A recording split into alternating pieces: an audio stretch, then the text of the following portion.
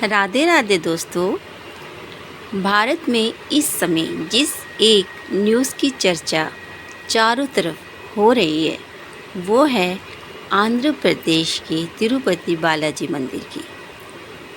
कहा जा रहा है कि यहाँ जो प्रसाद वितरित किया जाता था उसमें देसी घी की जगह पशु की चर्बी का इस्तेमाल किया जाता था। गाय की चर्बी, मछली का तेल इत्यादि चीज़ों को इस्तेमाल करके वहाँ पे प्रसाद में वितरित होने वाले लड्डू और खाद्य सामग्री बनाई जाती थी। ये बातें लैब में भी प्रमाणित हो चुकी हैं। क्या मजाक है ये? हिंदू धर्म के साथ हमेशा ये अन्याय क्यों होता आया है? हमेशा हिंदुओं के साथ ही ऐसा क्यों होता है? हिंदुओं की धार्मिक परंपराएं, उनकी आस्था, इस किसी भी चीज़ का मूल्य इस देश में क्यों नहीं समझा जाता है? हमेशा हिंदू धार्मिक स्थानों को बिजनेस की दृष्टि से क्यों देखा जाता है? कहा यह भी जाता है कि भारतवर्ष में जिन कुछ मंदिरों में सबसे ज़्यादा दान मिलता है उनमें से बालाजी मंदिर अग्रणी है। तिरुपति बालाजी मंदिर सबसे आगे है और ये दान सरकार के कोष में जाता है। जब सरकार को इतना धन चढ़ावे के रूप में मिल रहा है तो उसे इतनी मिलावट करने की क्या ज़रूरत पड़ जाती है? मिलावट भी ऐसी कि जिससे किसी का धर्म ही भ्रष्ट हो जाए। दुनिया भर में कोने कोने से लोग तिरुपति बालाजी मंदिर के दर्शन करने के लिए आते हैं और बदले में वो क्या लेके जा रहे हैं? गाय माता की चर्बी। ये हमारी आस्था के साथ खिलवाड़ नहीं तो और क्या है? वैष्णो देवी का ही जिक्र अगर हम करें तो देखा जाता है कि वीआईपी दर्शन के नाम पर एक बड़ी रकम श्रद्धालुओं से ऐंठी जाती है। इसका मतलब तो ये भी हम समझ सकते हैं कि हिंदुओं के देवी देवता बिकाऊ हैं, सेल लगी हुई है।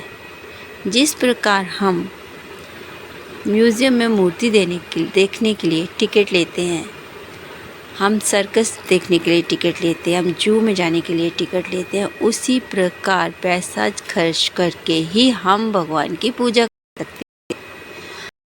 आरती की बात 11,000, 21,000 दिया जाता है। उसके बाद इसी रकम के आधार पर उन्हें आरती में बैठने का स्थान दिया जाता है। क्या मजाक है ये? ऐसा क्यों नहीं होता कि आरती के समय पर जो श्रद्धालु भवन में होते हैं उन्हीं के सामने आरती की जाए? आरती की कीमत क्यों? आरती के पैसे लेने का क्या मतलब है? क्या आपने किसी और धर्म में ऐसा देखा है? कभी किसी गुरुद्वारे में देखा है कि कोई 51,000 रुपया देगा तभी उसको सब शब्द सुनाए जाएंगे, तभी कुरान पढ़ी जाएगी?